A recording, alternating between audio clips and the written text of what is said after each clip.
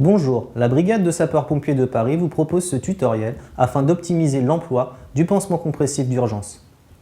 En complément de la fiche technique du BSP 200.2, nous allons voir la mise en place du pansement compressif d'urgence lors d'hémorragies non garrottables situées à des localisations particulières. En cas de multiples victimes ou de multiples lésions ne permettant pas de laisser un sauveteur à la compression directe d'une plaie, il est nécessaire de mettre en place un pansement compressif d'urgence au niveau des hémorragies dont la localisation ne permet pas la mise en place d'un garrot. Ces techniques ont un principe commun. On choisit un point d'ancrage sur un ou plusieurs reliefs opposés pour stabiliser le pansement et éviter qu'il ne glisse. La première technique que nous allons détailler concerne la mise en place du pansement compressif d'urgence au niveau du cou en cas d'hémorragie active.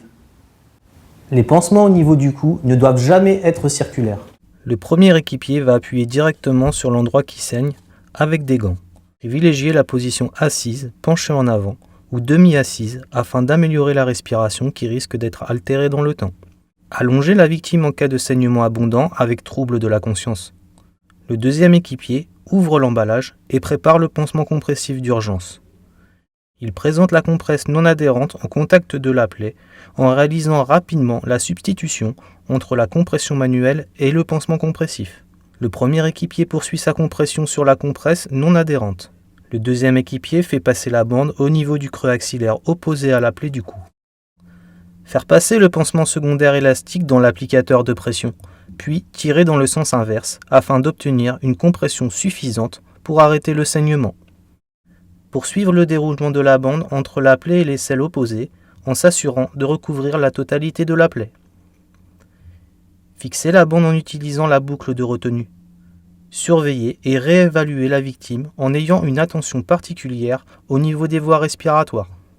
En cas d'obstruction totale des voies aériennes supérieures et en l'absence de médecin, desserrez le pansement compressif et rendre compte à la coordination médicale. Après quelques secondes, en cas de reprise d'une respiration satisfaisante, évaluez la nécessité de resserrer le pansement si une hémorragie importante persiste.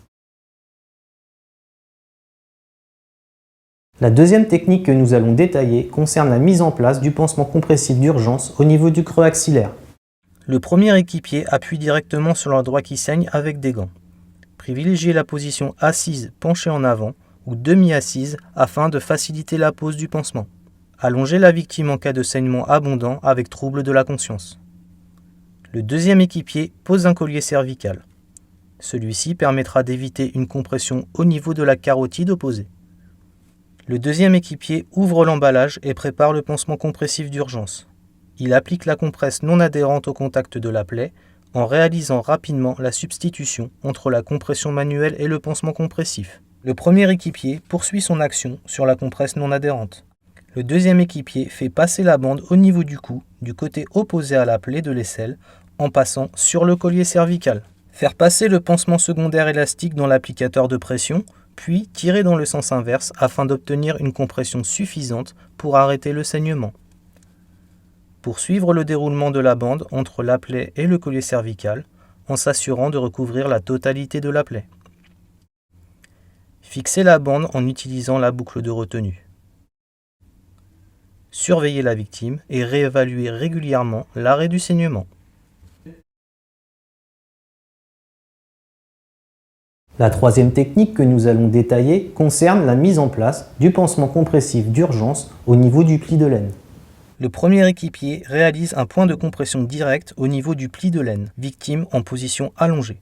Le deuxième équipier ouvre l'emballage et prépare le pansement compressif d'urgence. Il applique la compresse non adhérente au contact de la plaie en réalisant rapidement la substitution entre le point de compression direct et le pansement compressif. Le premier équipier poursuit son action sur la compresse non adhérente. Le deuxième équipier déroule la bande autour du membre. Faire passer le pansement secondaire élastique dans l'applicateur de pression, puis tirer dans le sens inverse afin d'obtenir une compression suffisante pour arrêter le saignement. Passez la bande au niveau du creux de l'aine, puis sous la cuisse. Repassez sur l'applicateur de pression, alternez les tours autour du bassin et autour de la cuisse jusqu'en fin de bande. Fixez la bande en utilisant la boucle de retenue. Surveillez la victime et réévaluez régulièrement l'arrêt du saignement. Le premier équipier appuie directement sur l'endroit qui saigne avec des gants. Le deuxième équipier ouvre l'emballage et prépare le pansement compressif d'urgence. Il applique la compresse non adhérente au contact de la plaie en réalisant rapidement la substitution entre la compression manuelle et le pansement compressif. Le premier équipier poursuit son action sur la compresse non adhérente. Le deuxième équipier fait passer la bande autour de la cuisse au niveau de l'aine, du même côté que la lésion. Faire passer le pansement secondaire élastique dans l'applicateur de pression, puis tirer dans le sens inverse afin d'obtenir une compression suffisante pour arrêter le saignement. Passez la bande autour du bassin de l'autre côté de la lésion. Repassez sur l'applicateur de pression et refaire un tour sous la cuisse. Alternez les tours autour du bassin et autour de la cuisse jusqu'en fin de bande.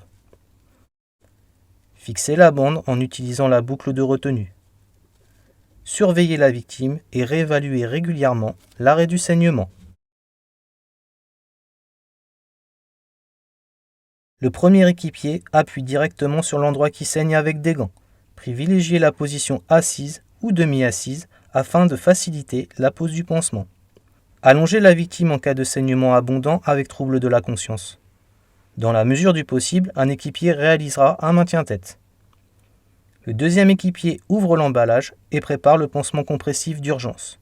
Il applique la compresse non adhérente au contact de la plaie en réalisant rapidement la substitution entre la compression manuelle et le pansement compressif. Le premier équipier poursuit son action sur la compresse non adhérente. Le deuxième équipier fait passer la bande autour de la tête de la victime. Faire passer le pansement secondaire élastique dans l'applicateur de pression, puis tirer dans le sens inverse afin d'obtenir une compression suffisante pour arrêter le saignement. Placez le pansement secondaire élastique en butée de l'applicateur de pression. Faire passer la bande au niveau de l'os du menton sans comprimer la pomme d'Adam et sans obstruer la bouche. Pour ce faire, il est nécessaire au niveau du passage du menton de plier en deux la bande en réalisant une vrille au niveau du creux naturel en dessous de la lèvre inférieure. Terminez le pansement en essayant d'englober la totalité de la tête en repassant sur l'os du menton pour chaque tour effectué. Fixez la bande en utilisant la boucle de retenue.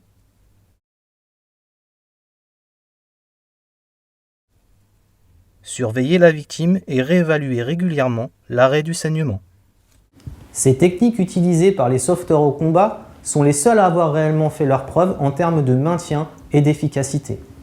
Nous vous rappelons que la mise en place d'un pansement compressif ne doit pas être précipitée au risque de créer des torsades avec la bande, de perdre en efficacité et d'avoir à recommencer la pose. Il faut s'assurer que l'applicateur de pression reste bien en regard de la plaie à comprimer tout au long de la mise en place. Pour assurer le succès de la pose, mieux vaut prendre son temps, afin d'être efficace dès la première tentative. La pose de ces pansements compressifs dans des endroits difficiles d'accès et souvent en creux impose souvent de combler la plaie avec des compresses ou un pansement de type hémostatique, c'est-à-dire qui favorise l'arrêt des saignements. En effet, le pansement compressif sera alors plus efficace. L'utilisation de ce type de pansement intercalé entre la plaie hémorragique et le pansement compressif est détaillée dans une autre vidéo.